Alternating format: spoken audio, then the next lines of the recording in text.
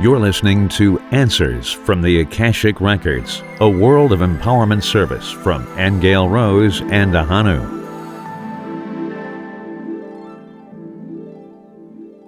Are very welcome. I am Ahonu, and my lovely Aingeal Rose is with me today as always, and we are going to delve into some of the topics that we discussed last week when we had our open forum session. Our open forum session of Answers from the Akashic Records. It was a juicy session, wasn't it? And for anybody who didn't listen to that, we would refer you back, because we did speak about the political climate in the world, but we also then branched out and asked what would Abraham Lincoln say about the politics today, and George Washington indeed. But it branched way out into the universe after that, and we spoke about, is the universe finite or infinite? And we asked, was the earth flat? Now, it was arising from that question that an absolutely amazing answer came down, Aingeal Rose. I mean, we spent some time discussing it, and it was quite mind-boggling, actually. But we want to use that now as a platform to discuss what we're going to talk about today when we opened up the possibility of circular perception. So give us an idea, Aingeal Rose, of what we're going to cover today. All right, well, we're going to begin first by talking about thought itself and how we keep recreating the past into the future. A little bit about that, okay? And the reason I want to bring that into the conversation is because in our discussion about the flat earth, the source was saying that, yes, the earth is on a flat plane, that all planes are flat, basically, and other things, but it said that the reason we perceive the earth as round is because of the way our brains are and the way our perception is. And you mentioned about our eyeballs as well, being circular and that kind of thing, that it was an optical perception. Right. Yes, it is an optical perception based on our brain and our consciousness. Mm-hmm. Okay, so I kind of want to get more from Source about that process, how that actually works in the brain.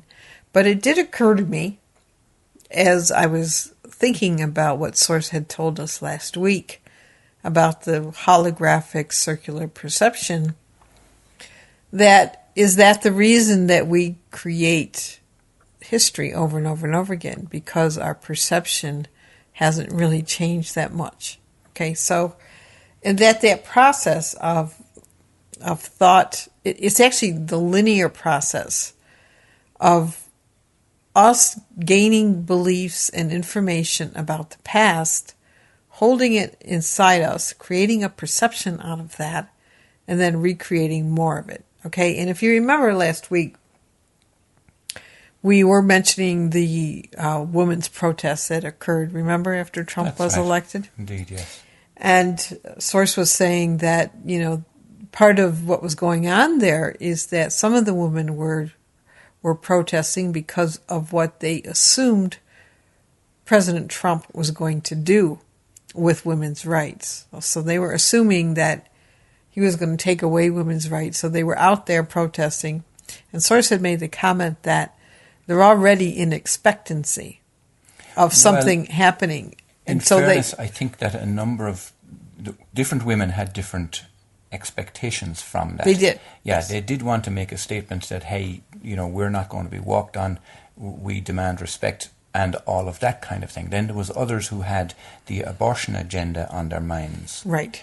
And then there was others with the immigration agenda on their minds. But yes, you were right that there was an expectation that it wasn't going to be good. It wasn't going to be good. So they were basically making a statement. Yeah, they wanted to be heard. Mm-hmm. And in lots of ways, rightly so too. But I think we can't tar them all with the same brush. Well, no. And Source wasn't condemning the march in any way. And nobody was condemning the march. It wasn't about that. It was about perception and expectations in terms of what you create for the future. Yes. It was only making the point that part of the motivation for some of the women marching was they had this expectancy that, their freedoms were going to be damaged. Yes. So Source was saying, well, look, the point is Donald Trump hadn't done anything yet to do that, but that he very well could if that's what they expect. Well, now, I have a thing to say about expectancy, Aingeal Rose. And indeed, it is the word that's recognized in the Western Hemisphere when a woman is expecting a baby. Mm-hmm. So there's this big expectation that goes forward and, in a way, creates what's going to happen, in a sense. Now, many of our listeners will know that my first baby died at 4 months old. He died on my birthday. But in the years that were ensuing, the following years where I was trying to come to terms with all of that, I managed to drill it down through journaling and various other methodologies and techniques. I managed to drill it down to a couple of words that explained why I was feeling the way I was feeling. And what it was a loss of expectation. Because I had set up myself for the future of my child and our family and all of that, a huge expectation. Mm-hmm. And all of that was dashed and trashed. Mm-hmm. And so this expectation is a very powerful thing. It is. It is a very powerful thing. Well, and certainly, it doesn't just apply to the women marching. It applies to why do you vote for somebody?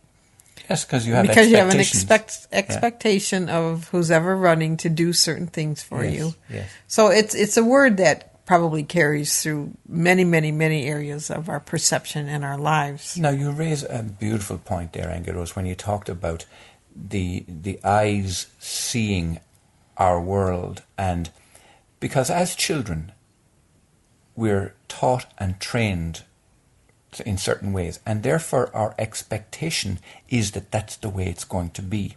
Mm-hmm. It will continue to be that way, and that's not always what happens, is it?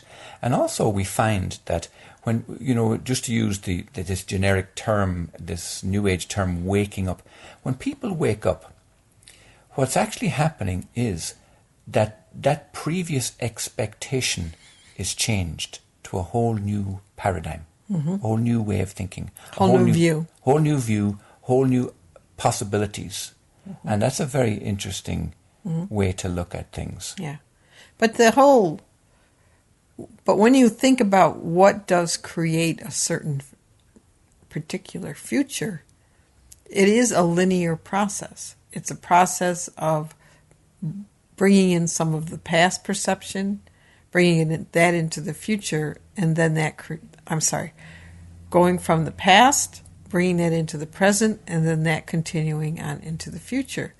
And that's why I think we were trying to make the point in this time period where everything's manifesting so quickly, to look at what you are projecting forward with your thoughts. Mm-hmm. And I think it's so important in today's world, because on the one hand, we've got these wonderful inventions and creations going on, and people out of the old paradigm, of energy or doom and gloom for the earth, and you've got people creating solutions to the ocean's problems, the air problems, all sorts of things. So they're coming out of the fossil fuel mentality, going into the free energy mentality. So you've got this whole shift in perception going on that level, and then you've got the other side who can't really see anything but the way it's always been done. And so we've got these two futures that are kind of running neck and neck, and which one is going to pan out. Now, to put that into words, what I'm understanding from what you're saying is that there is this split happening, this divide happening, where you have people who are following the old paradigm that more or less runs from past, present, into the future, and that remains the same. That continues this cycle all over again. And it's perhaps why people say the past repeats itself. Exactly. And it just comes round and round and round again. And that's circular. Circular, it's the same old stuff. Now, by contrast, what you're introducing is, in a sense, getting off the wheel of time, or getting off the wheel of karma, and looking at things in a completely different way, without this expectation that things will remain the same, looking at it very differently. Or just even questioning what you believe at all about what kind of future we're going to have. Right. Okay, and the point of that too wasn't only that, it was the process itself of linear thinking is really a circular paradigm. It cycles around on itself. It recreates the same sort of things, just in a different time period. That's all circular. And that's what Source was trying to say in the question about, is the Earth flat? It was saying that our way of seeing around Earth and round planets has to do with how we perceive time. And we perceive time as past, present, and future linearly. But if we shifted that, because it was explaining that the truth is that reality is more... I kind of got an image of a starburst, really, where you had all these different planes or lines, and each one was a different reality system. You know, they would intersect and they'd pass through, and some wouldn't be seen, but that they were all over the place. And that if we could see that way, in terms of the unlimitedness of that our perceptions would be very different, and we'd get out of this wheel where we're only recreating the past into a new future, into a new year, into another time period, you know, same content, maybe slightly different form. But if you look at today, it's really even the same form. Okay? Yeah. And that actually came up for us twice during last Sunday's open forum session. It came up when we asked a question about what would Abraham Lincoln or George Washington think about the politics of today, and he more or less said, well, you know, things haven't changed much. That was one point. And then the other point was, do you remember a couple of years ago we did a session on the famous deceased, where we asked that lady who did a lot for the... Harriet Tubman. And what was it she said? Well, the question was, the person was asking where was Harriet Tubman now. And right away she came back and said, y'all haven't changed much. Yeah. And we're looking at 200 years. I know, and that we're still enslaving each other, just in a different way. Yeah. So, again, Aingeal Rose, you know how we always advocate and teach methods and little techniques to open up these possibilities. One that you're very fond of, and indeed have a little home study course, is journaling. Do you think that with journaling one can actually open the mind to get off this wheel, this cycle, and look at things in a very different way? Well, it will definitely show you what your own perceptions are and what you focus on and what you expect. That process will reveal that to you. And I always say that unless you know what you're doing with your energy and your thoughts, you don't really know what to choose. How can you change something that you're not even aware is there? Right. Okay, so that process, that home study journaling course is designed to help you reveal those parts of yourself. But I too want to go in and look a little bit more, though, Ahonu, about this, this circular perception that we're in. So give me a minute, because I kind of want to just sit with that for a second, so you can go ahead and talk about something else. Well, I will, if you don't mind. And I don't want to sound salesy, but I do remember that last Sunday we did actually fail to mention that we publish a lot of these questions and answers in 100-book series. It's hard to believe that we are actually publishing 100 books of these, and we've already completed the first 10.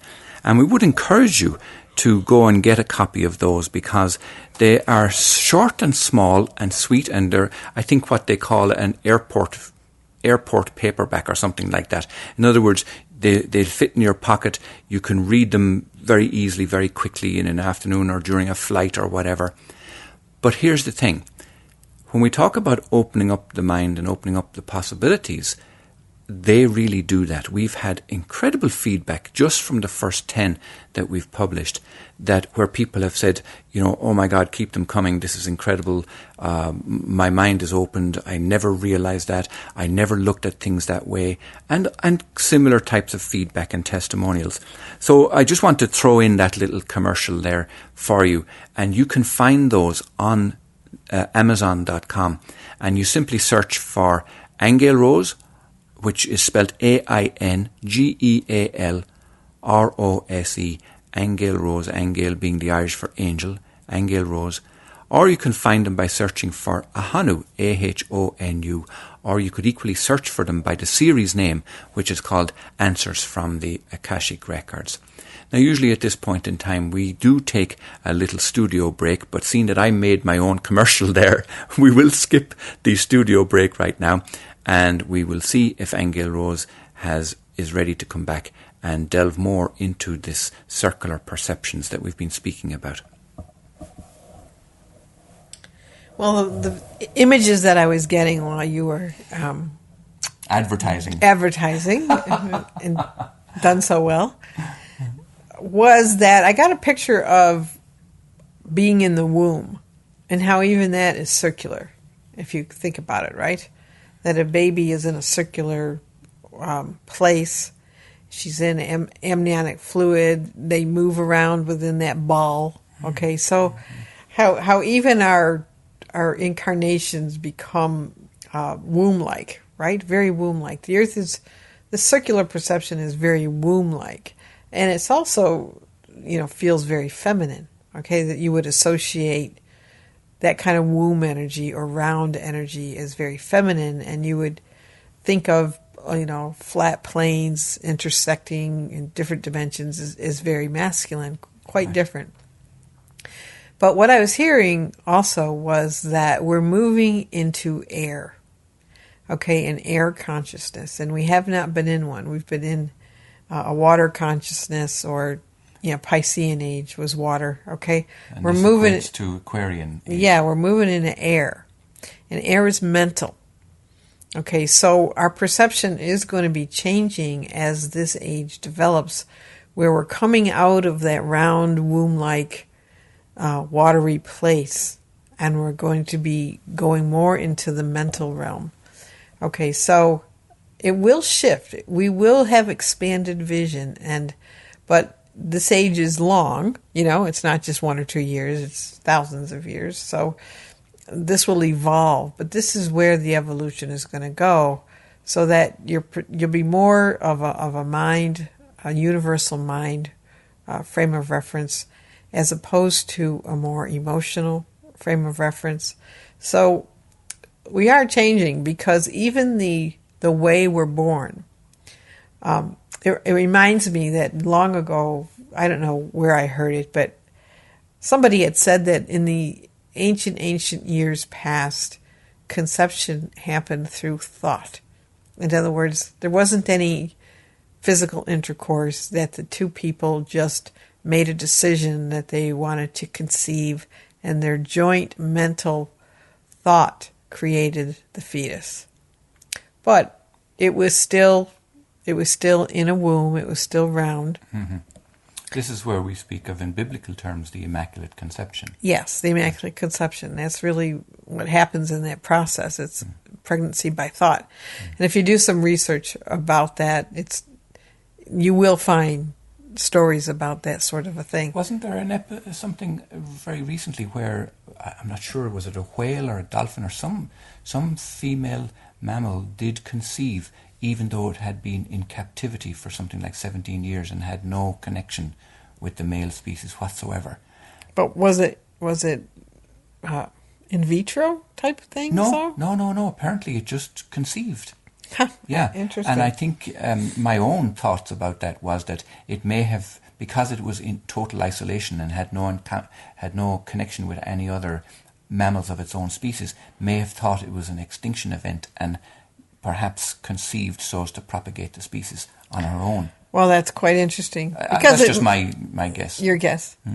Because we did discuss, we're getting off topic just a little bit, but we did discuss a while ago the whole process of parthenogenesis. We did. Which was a woman's ability to conceive without a male. So anyway, people can look that up on their own, but it is a fact. It does happen, and there's even other species on the planet that do conceive on their own.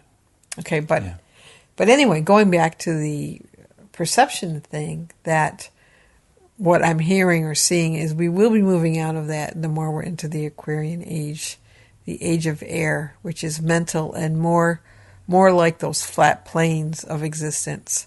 So we'll just have to wait and see what happens there. But I think the point is in how we'll break into that right now, though, is by taking a look at the way we think, the way we perceive, how much of our current way we look at things is based on our past.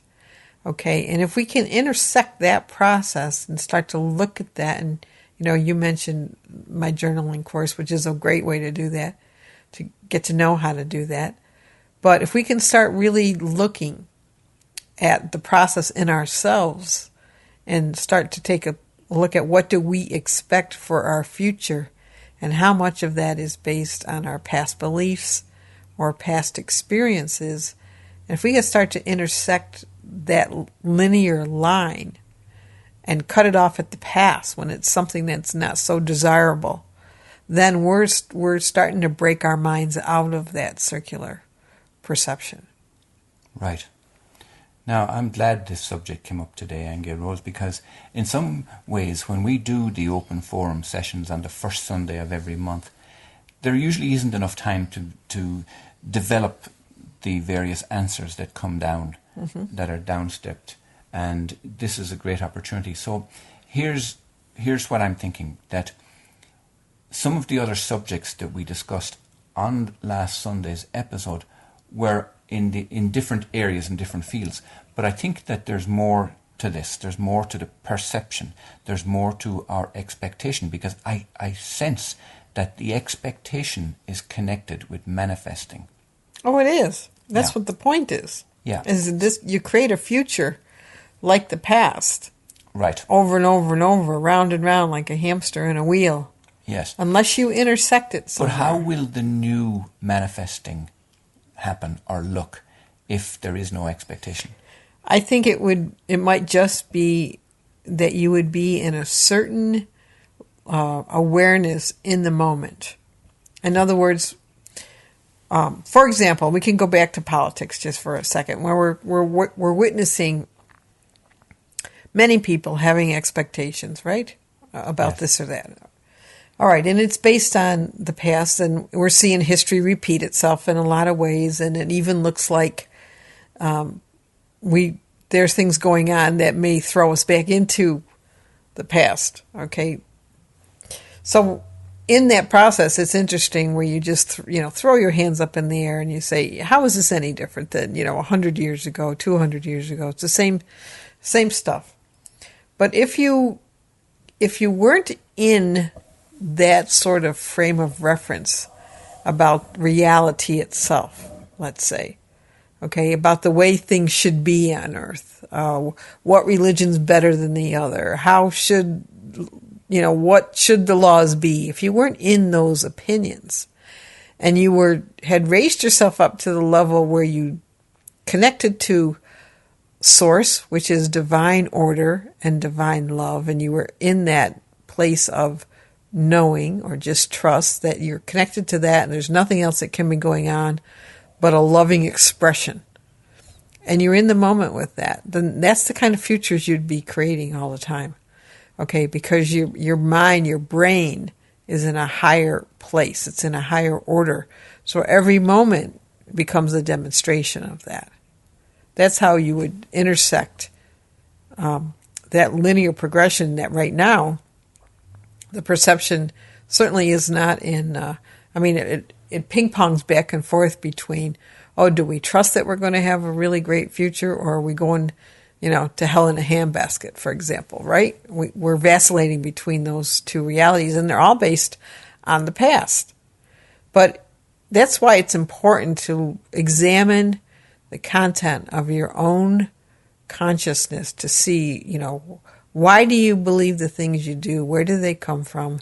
And as sources told us, the truth is when people become enlightened, they become enlightened because they realize there's only one real truth. And that real truth is that Source is a loving presence, and all it desires is happiness, abundance, bliss, and joy. And in that reality, there's never a thought to harm. There's never a thought to destroy. It's always pro-life. It's always an exhilaration about life itself. So if you were in that consciousness and only that consciousness, that's all that would be being created in this world. Wow, and that's a beautiful note on which to finish today, Aingeal Rose. And I would say to our listeners that after you listen today, please do leave a rating and a review on iTunes, because your feedback encourages others and helps share truth in this great time of change. And we see the Answers from the Akashic Records series as our mission and our movement. So the more people get to hear this show, the more of a difference we can all make. And really how it works is simple. The more people subscribe, the more 5-star reviews, the higher the rating on iTunes, the more people will listen, and so on. So we hope you've enjoyed our show today. Until next time.